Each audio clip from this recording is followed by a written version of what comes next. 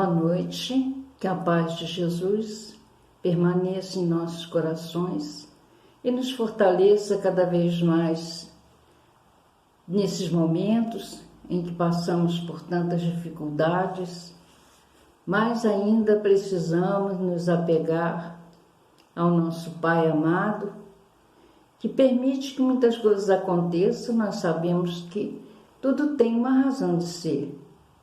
Não é à toa que passamos pelas situações difíceis, acima de tudo, para aprendermos a amar a Deus sobre todas as coisas e ao próximo como a nós mesmos.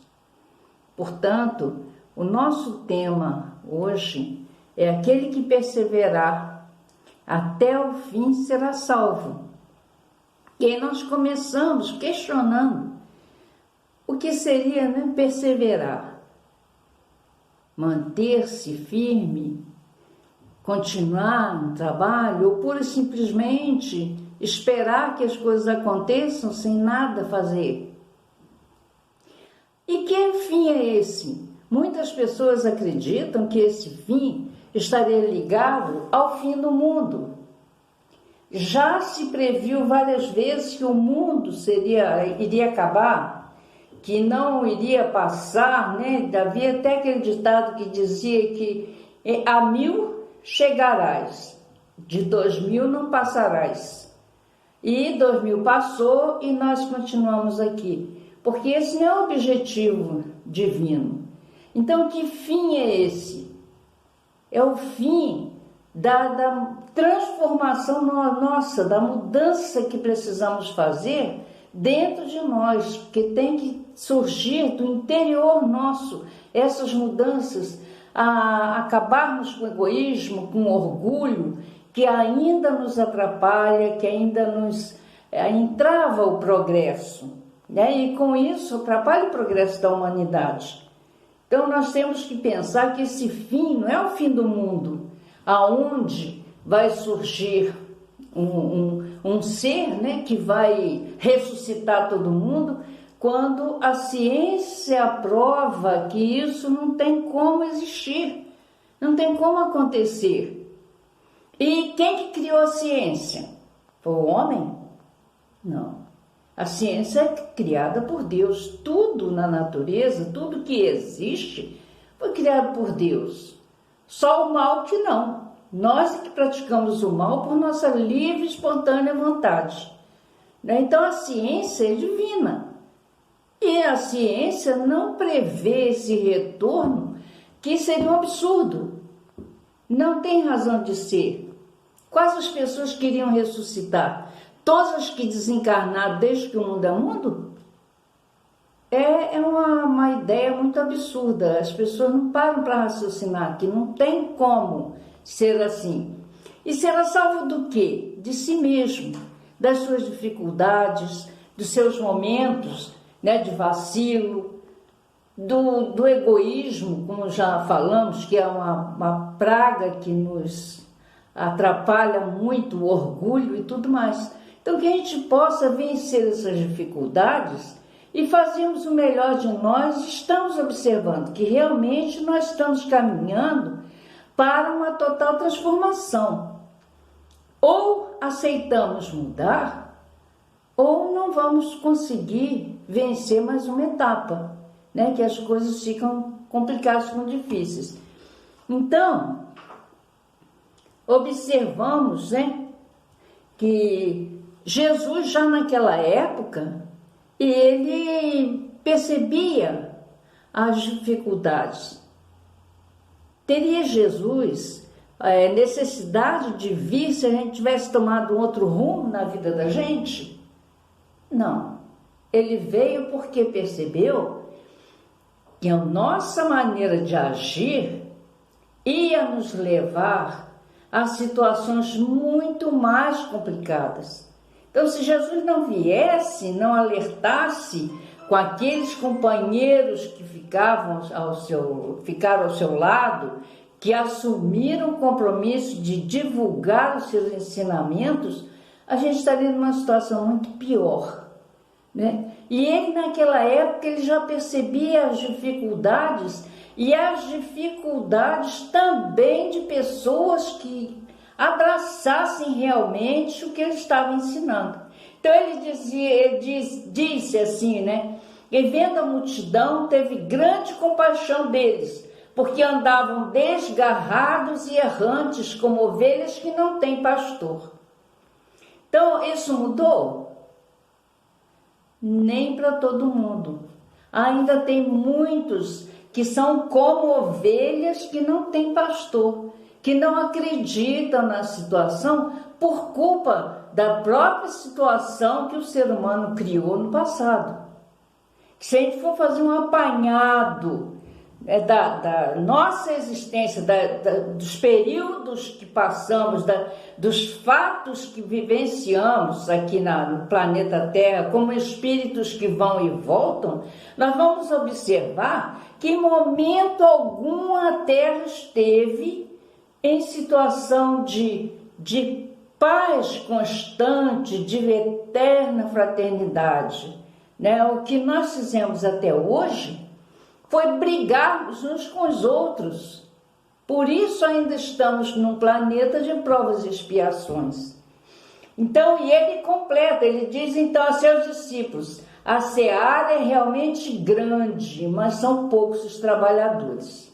Isso está em Mateus capítulo 9, versículo 36 e 37. Quer dizer, ainda vemos que o número de pessoas ligadas realmente aos ensinamentos de Jesus estão tentando fazer diferente é pouco. Ainda não chegamos a um ponto em que o bem possa realmente assumir o seu lugar no planeta, né? E observamos que no Evangelho segundo o Espiritismo, Bem-aventurados aflitos, no capítulo 5, o item 3, Kardec coloca da seguinte forma: o Espiritismo vem esclarecer que somente as existências anteriores podem explicar a desigualdade na divisão do bem e do mal entre os homens. Então, o Espiritismo vem explicando que essas situações nossas vêm de existências anteriores. E como estavam comentando, nós fizemos um apanhado sobre a existência na Terra, desde que o ser humano surgiu, e ela tem sido assim muito complicada, porque a gente tem errado muito. Joana de Ângeles, no livro Após a Tempestade, ela tem uma mensagem, um capítulo grande, que fala aos novos obreiros do Senhor, labor em equipe. E ela ali vem passando para a gente que nas inúmeras vezes que fomos e voltamos no plano espiritual, nós prometíamos que iríamos fazer diferente, mas chegávamos aqui e falhava. E tornava a voltar, tornava a prometer. Então agora é a última oportunidade que estamos tendo para fazermos essa modificação.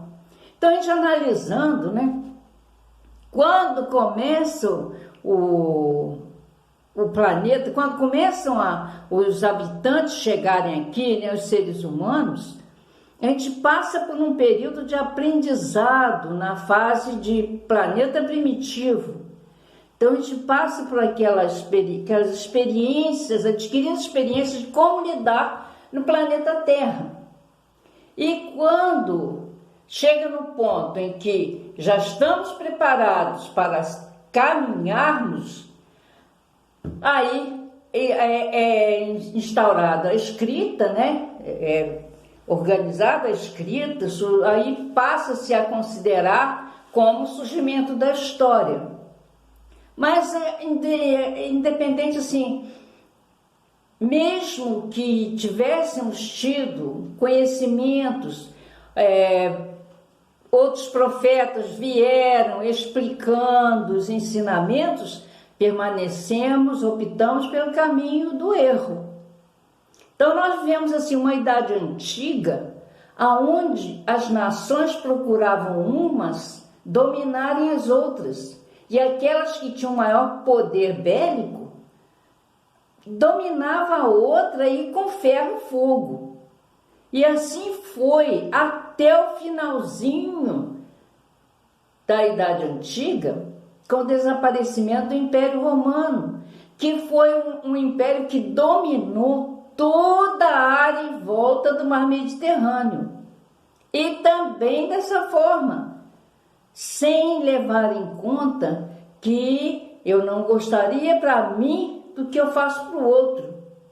Se achavam poderosos, faziam e depois, ao desencarnar, tinham que voltar para refazer, para passar pelo que fizeram o outro passar, e assim o sofrimento permaneceu por muito tempo ainda nessa situação. Quando o Império Romano vai desaparecendo, pelo comportamento das pessoas, os povos que eram considerados povos bárbaros, que viviam ao norte da Europa, eles começaram a invadir esses impérios, essas regiões, também causando muitas maldades, muitos problemas.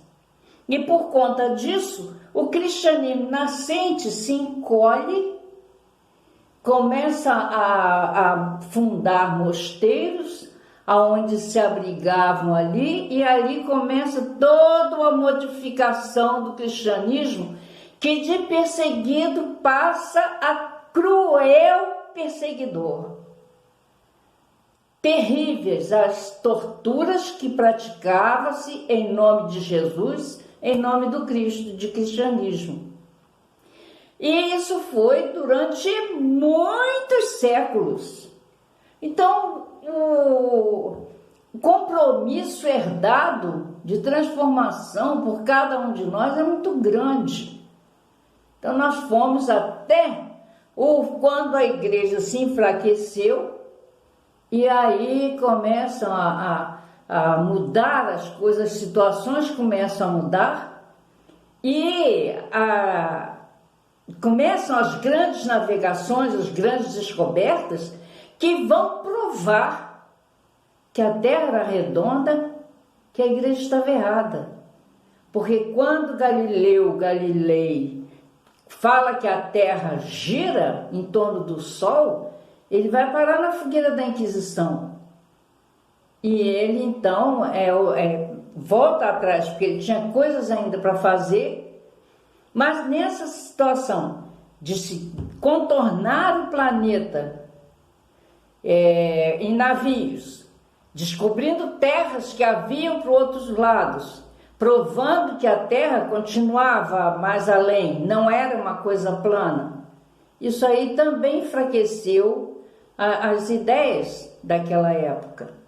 E aí as coisas começam a mudar. Mas, independente disso tudo, dessas modificações, o materialismo estava gritante nessa época. E o que o ser humano faz? Ele, em vez de dar uma direcionada na sua vida para melhorar a sua condição, não. Implanta na América recém-descoberta a escravidão negra. E a escravidão negra continuou com os mesmos processos de antes da Idade Antiga, da Idade Medieval. Torturas, mortes sem dó nem piedade. E aí as coisas continuam na situação difícil. Acabou-se a Idade Moderna, né? Quando vai se implantar vai iniciar a Idade Contemporânea, as coisas não mudam tanto também não, porque além de surgir o chamado neocolonialismo, que caiu como abutres em cima da África, vieram também a Primeira e a Segunda Guerra Mundial, tudo por conta de problemas econômicos, situações econômicas, de apego aos bens materiais. E assim nós estamos até hoje, na Idade Contemporânea, aguardando aprender que só o bem pode permanecer, pode trazer a felicidade. Aí, continuando, né, nós vemos que as leis humanas, isso também está no Bem-aventurados aflitos, no item 5. As leis humanas não conseguem punir todas as faltas. Não conseguem. Elas procuram punir especialmente os que causam prejuízo à sociedade. Portanto, não atingem aqueles que cometem faltas que prejudicam a si mesmos. Então, as faltas que são, diria que pequenas, né, diante daqueles escândalos grandiosos, essas faltas elas não são punidas pela sociedade. E às vezes até mesmo grandes faltas, como por exemplo, né, um assassinato horrível, né, que a pessoa apareça lá toda trucidada, mas não aparece o assassino. Então a sociedade, as leis humanas não vão punir quem? Não sabe quem foi, mas a lei divina vai. Que a lei divina vai estar na consciência, ela está na nossa consciência. E a pessoa que praticou não vai esquecer. Então, a lei de Deus é que é a mais justa, porque ela vai, mas ela também não é aquela lei de apontar o dedo, é da própria consciência. O próprio ser é que busca na sua consciência o que foi que fez e que vai ter que resgatar aquilo que fez, porque não vai se sentir feliz, vai estar incomodado com o erro que cometeu, né? Disse-nos Jesus: eu sou o caminho, a verdade e a vida. Ninguém vem ao Pai senão por mim. Está em João capítulo 14, versículo 6. Jesus já estava prevendo a necessidade da gente ter, né, alguém a acompanhar as lições de alguém, porque ele veio realmente para abalar as nossas estruturas emocionais. Ele precisava fazer isso para que a gente acordasse, e levamos tempo para isso. Até hoje, agora que estamos realmente assumindo que queremos acompanhar Jesus. E ele fala: eu sou o caminho, a verdade e a vida. Ninguém vem ao Pai senão por mim. Aí tem pessoas que acham assim: Jesus é Deus, porque ele disse: vem a mim, mas não é por isso. Nós sabemos que é impossível Jesus ser Deus. Não estamos desmerecendo ele, não. Mas ele, para ser Deus, ele teria que deixar tudo para vir só para o planeta Terra. Não dá, né? É muita coisa para Deus estar se preocupando com um planeta só, porque são tantos. Então, o que ele tem, ele envolve todos nós. Ele não vai deixar de fazer isso só por causa de um, quando ele tem ministros que podem fazer isso, como foi com Jesus. Então, Jesus fala: vem a mim, porque é através do que Jesus ensinou. O que Jesus ensinou é que a gente tem que fazer, que a gente tem que praticar. E aprender com ele como se pode fazer. O que a gente pode fazer, né? É preciso, portanto, não ter dúvida quanto ao caminho. Ele não pode ter dúvida quanto ao caminho. Jesus é o caminho e tem que ser através dele. Essa história de que, porque fulano falou isso, ciclano falou aquilo, é o que Jesus falou, o que tem coerência, o que tem bom senso. Porque de resto, muitas das vezes fantasia que as pessoas criam. Então o caminho é Jesus, não tem outro. Não confundir quanto à verdade. Realmente, como nós estávamos comentando, né? Essa história de ressurreição não existe. Isso não pode existir. Está fora da verdade. A ciência não comprova isso. E a ciência é a criação de Deus. Então, a verdade é a verdade divina, né? A verdade a adotar é a verdade divina, a que foi criada por Deus, não pelos homens. Não se permitir esmorecer na vivência da vida verdadeira. A gente não se deixar levar por fascínios de coisas que não vão nos levar a nada, a lugar nenhum. a gente entender que o que temos que fazer é, acima de tudo, desejar para o outro o que gostaríamos que o outro nos fizesse.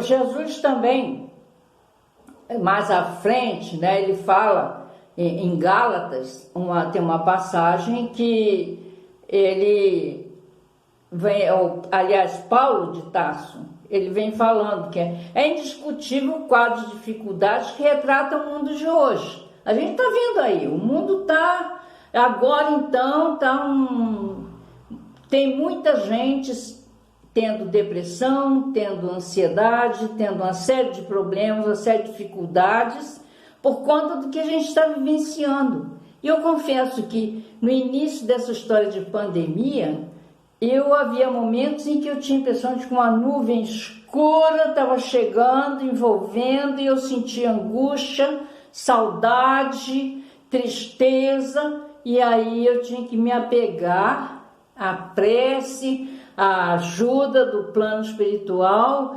através da prece, das vibrações, através das palestras que estão sendo colocadas para a gente assistir, para ter suporte para superar, porque eu senti assim que realmente o mundo está sendo abalado.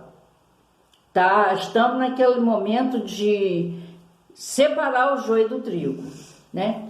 Então Paulo apóstolo nos ensina: não desanimemos de fazer o bem, pois a seu tempo ceifaremos, se não desfalecermos, se não desanimarmos.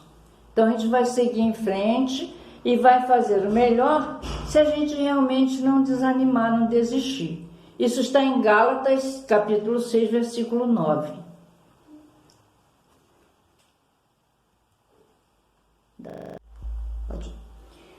No Bem-aventurados aflitos, Kardec coloca que o espírito só pode alcançar a felicidade completa quando se tornar puro, pois qualquer impureza impede a sua entrada nos mundos felizes. E aí nós lembramos daquela passagem de Jesus, em que ele conta aquela parábola da festa de núpcias, e que ele relata ali o que realmente aconteceu, que as pessoas que foram convidadas naquela época, nem todas aceitaram os ensinamentos que Jesus, nem todos aceitaram o caminho que ele estava propondo, né? E durante a festa, quando aparece aquela pessoa que não estava com a roupa nupcial, então ela é convidada a se retirar da festa, e é falado, né, que haveria pranto e ranger de dentes. E a gente fica pensando, por que uma roupa nupcial impediria uma pessoa de estar numa festa assim? Significa que a pessoa tem que estar realmente preparada para poder assumir o seu lugar no plano mais alto. Porque ninguém vai entrar clandestinamente no reino divino. A gente precisa realmente ir se limpando, se depurando e se vestindo com a roupa nupcial. Que naquela época era comum os reis darem festa e os convidados recebiam em casa a roupa com que teriam que ir à festa. Eles tinham que estar realmente trajados com aquela roupa. E nós temos que estar trajados principalmente com humildade, com amor, com caridade para com o próximo e conosco também.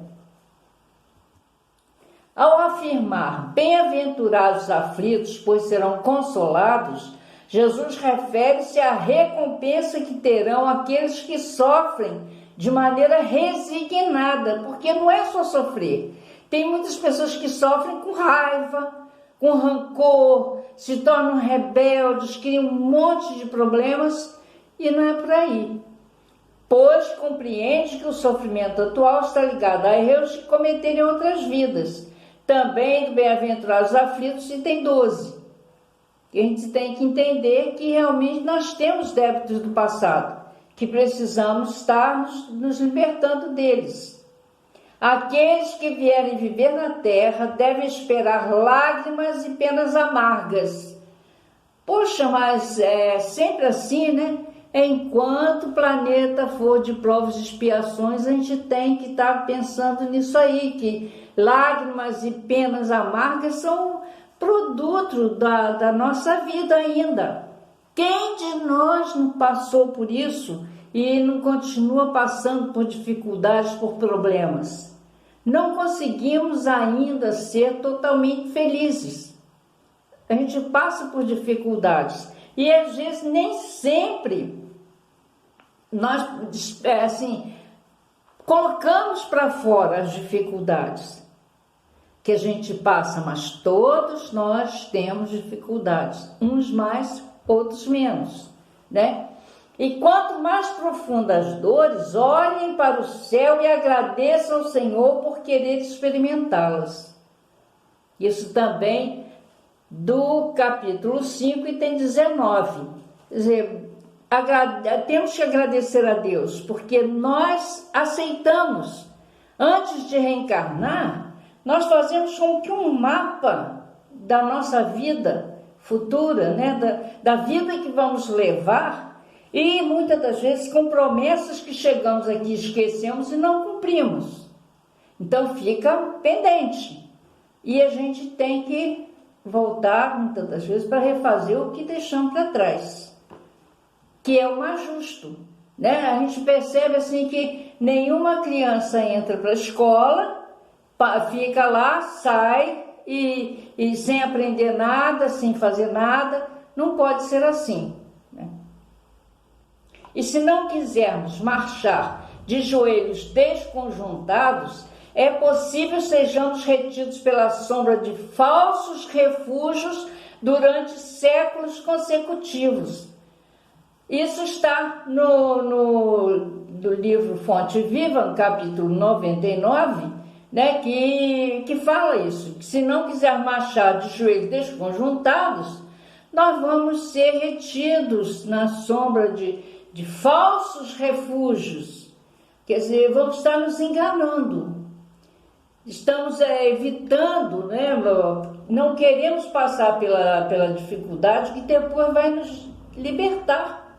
É como se entrássemos num túnel escuro, mas com a certeza de que lá na frente vai ter uma saída maravilhosa, onde a gente vai entrar numa área linda, bonita, com flores, com árvores, com tudo belo para a gente vivenciar, que vamos estar sentindo bem. Mas a gente precisa atravessar pelo túnel lamacento, com dificuldade, porque foi esse o caminho que escolhemos para passar. Portanto, tornai a levantar as mãos cansadas e os joelhos desconjuntados. Essa orientação é de Paulo aos Hebreus, no capítulo 12, versículo 12.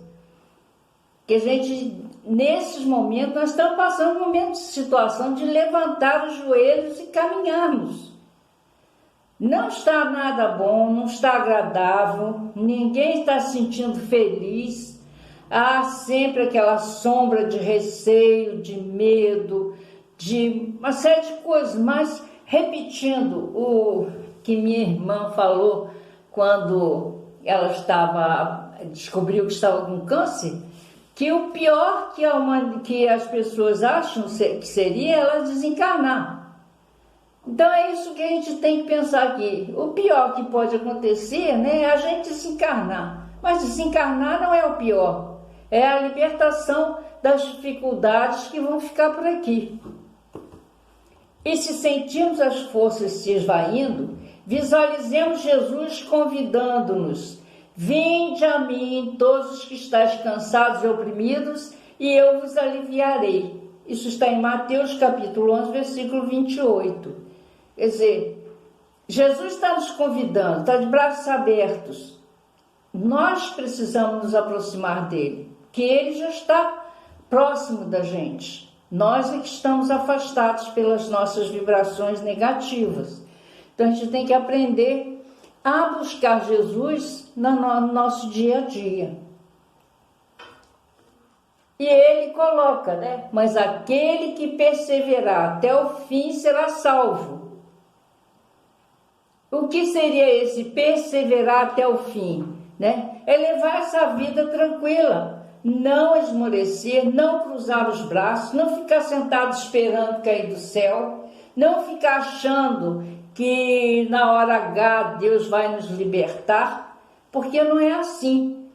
Eu vi também vi assim, um vídeo, uma historinha parecida com aquela da enchente, mas dessa vez montado com relação à pandemia, que o homem está nessa situação toda, né, da pandemia, e ele não quer usar máscara, não quer lavar as mãos, não quer fazer nada disso, não quer isolamento social, não quer nada, porque Deus vai livrá-lo disso, não vai permitir que ele contraia o coronavírus. Mas acontece que ele acaba doente, desencarna, e quando ele encontra Deus, ele fala: Senhor, eu fiquei esperando o Senhor me salvar, o Senhor não me salvou?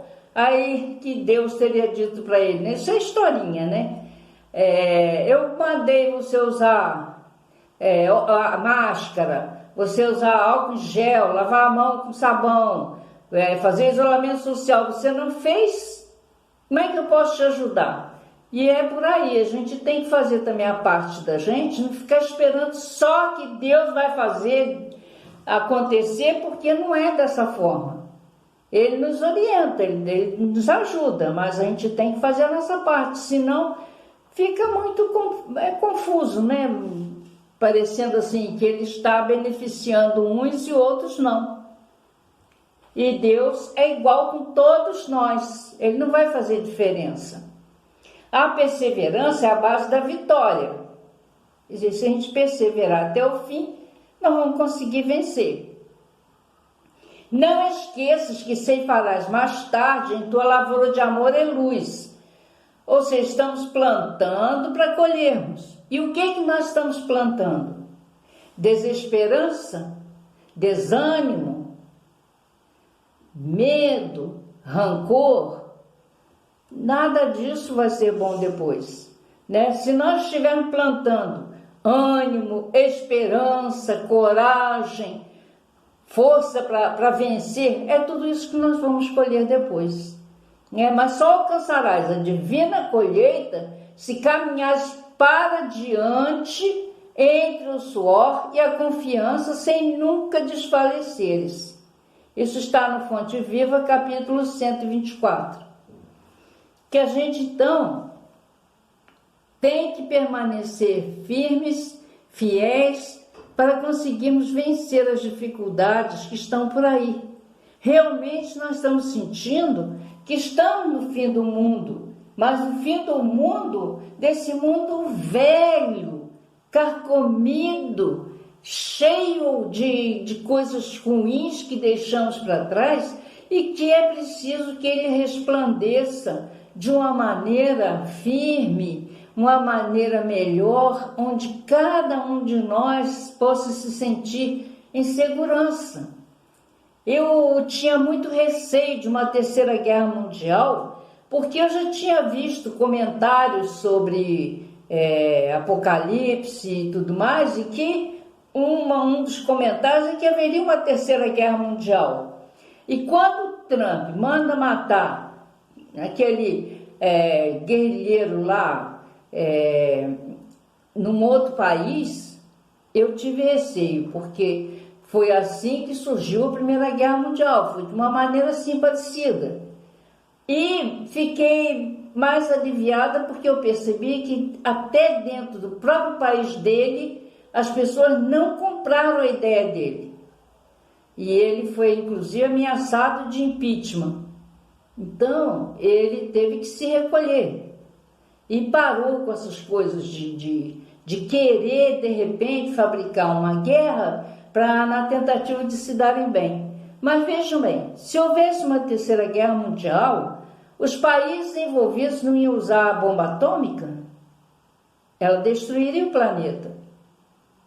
Mas Deus, na sua infinita sabedoria, permitiu que um vírus que ninguém enxerga, ninguém vê, como eu ouvi um repórter falando, né? Ele não sabia o número do telefone do vírus para poder ligar para ele e saber se ele ia atingir, quanto que ele viria para cá para atingir a gente, né? Ele, na brincadeira, falou isso.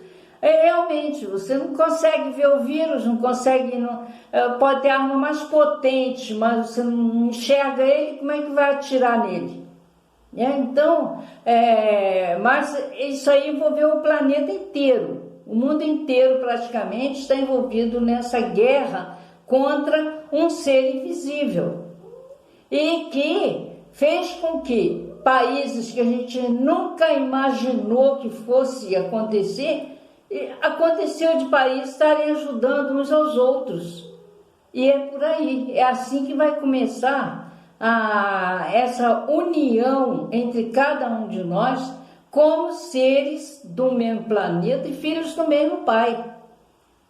E acredito até que essa guerra de armas, de homens, não terá razão de ser, já que a gente está começando a perceber que uns têm que ajudar os outros. Não tem como, porque o vírus não conhece fronteira.